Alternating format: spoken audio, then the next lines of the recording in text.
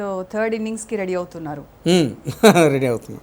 చిన్న గ్యాప్ తీసుకున్నట్టున్నారు, అంటే దానికి కారణం ఏంటి? ఆరోగ్యం సహకరించకనా, లేకపోతే మీరు పర్సనల్గా ఏమైనా లైఫ్ని కొంత విశ్రాంతి కోరుకున్నారా మీకు?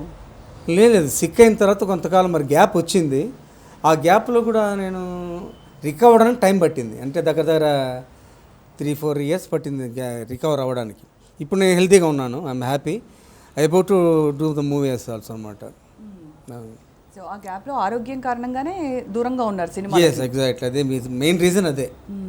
అంటే అవకాశాలు రావట్లేదేమో అని కొందరు అభిమానులు వాళ్ళ నిరాశలో ఉన్నారనమాట. సుధాకర్కి ఏమైంది, ఎందుకు వెండి తెర మీద మళ్ళీ కనిపించట్లేదు, అవకాశాలు ఇవ్వట్లేదా, ఏం జరుగుతోంది అనేది వాళ్ళకు ఒక $1 మిలియన్ ప్రశ్న.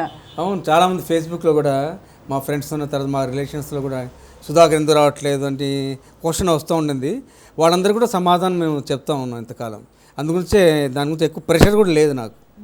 అది సో ఇప్పుడు అందరికీ ఆన్సర్ ఇవ్వబోతున్నారు. అందరికీ ఈరోజు ఆన్సర్ ఇవ్వబోతున్నాను. సినిమాతో పూర్తి స్థాయిలో ముందుకు వచ్చేసి ఇంకా వాళ్ళందరి డౌట్స్కి ఫుల్ స్టాప్ పెట్టేస్తారు. వినోద్ విజయ్ డైరెక్షన్లో సాయిరామ్ శంకర్ హీరోగా పిక్చర్ వచ్చింది. ఆ పిక్చర్తో మళ్ళీ మీ ముందుకు వస్తాను.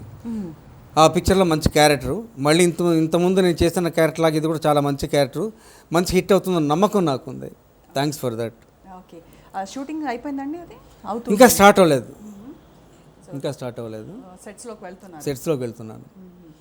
ఓకే, సో అంటే చాలా కాలం తర్వాత మళ్ళీ కెమెరా ముందు రావడం కూడా అవుతుంది. అది ఈ ఇన్ని రోజులు మేకప్కి, స్టార్ట్ కెమెరా యాక్షన్కి దూరంగా ఉన్నారు. ఈరోజు మేకప్తో ఉన్నాక ఈరోజు వచ్చారు ఫుల్ లెంత్ మేకప్, మేకప్తో.